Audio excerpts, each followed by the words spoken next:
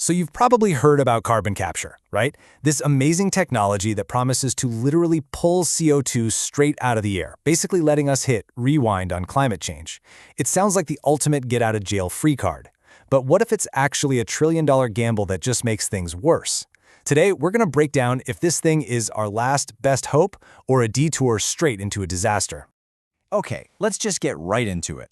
For years, the whole world has been aiming for one magic number: limit global warming to 1.5 degrees Celsius.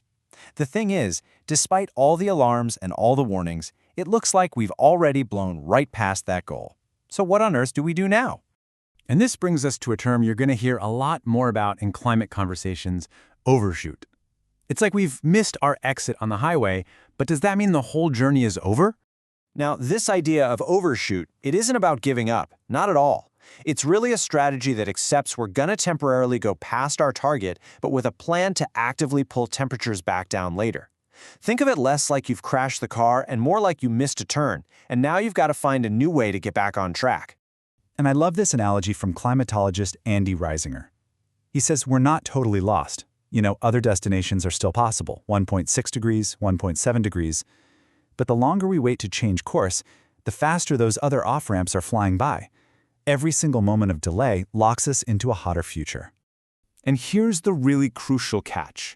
Making a U-turn on temperature doesn't mean we can just rewind the clock and everything's fine. The world we come back to will be fundamentally different and a lot more damaged than the one we would have had if we never overshot that target in the first place. This quote just cuts right to the heart of it. Once a species is gone, it is gone forever. Once an entire ecosystem collapses, you can't just reboot it by turning down the planet's thermostat. Some consequences of this overshoot are permanent. They're scars that will never heal. So, if we need to make this massive U-turn, how do we actually pull it off? Well, the big idea is to literally suck carbon dioxide out of the atmosphere faster than we're putting it in. And that brings us to the incredible promise of carbon capture technology.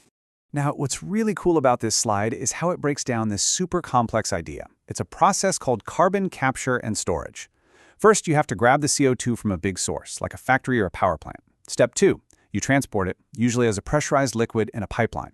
And third, you inject it deep, deep underground into rock formations, locking it away for hopefully good. Sounds simple, right? Well, let's get into the reality check.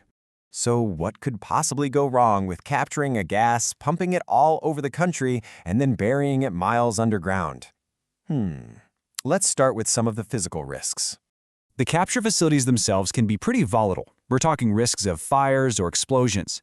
Then, storing all that CO2 underground could contaminate drinking water, or even, in some cases, trigger minor earthquakes. But what the research suggests is that the single biggest risk is what happens during transport. This is what happens if one of those pipelines ruptures. The liquid CO2 instantly flashes into a gas and expands like crazy. And because CO2 is heavier than air, it doesn't just float away. It forms this cold, invisible cloud that just hugs the ground, pushing all the oxygen out of the way. And this just brilliantly illustrates the real-world danger. So on the left, you can see a leak from a pretty small pipeline can create a life-threatening zone almost the length of a football field. But look at the right. For a larger pipe, that zone extends to over 2 football fields. Now just imagine these pipelines running through populated areas.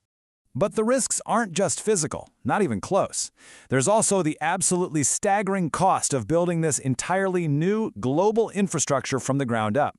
$30 trillion. Let that sink in for a second. That's the estimated additional cost of relying heavily on carbon capture to reach our climate goals by 2050, compared to a path focused on renewables like solar and wind. That's about $1 trillion extra every single year. And honestly, here's the kicker. The cost of renewables has been plummeting for decades. I mean, just falling off a cliff. But as this slide shows so clearly, the cost of carbon capture technology has stayed stubbornly flat for 40 years. There is just no evidence it's getting cheaper, while its competitors are practically in a cost free fall. So this brings us to the final and maybe the most profound risk. It's not about leaky pipelines or giant price tags. It's about psychology. What if the very promise of a future technological fix is actually preventing us from making the hard choices we desperately need to make today?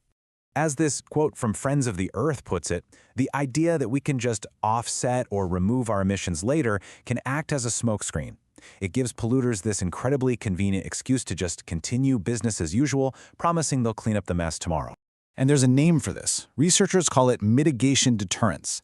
It's the danger that simply having the option of future carbon removal makes us less likely to do the hard work of cutting emissions right now. It's a form of planetary procrastination. This diagram breaks it down into 3 types of what researchers call greenhouse gas removal, or GGR.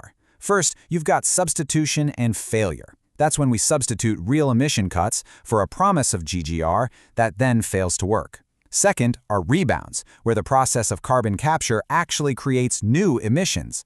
And third is imagined offsets, where the mere idea of a future fix allows us to avoid taking action today, even without a formal plan. And what is the ultimate price of this procrastination?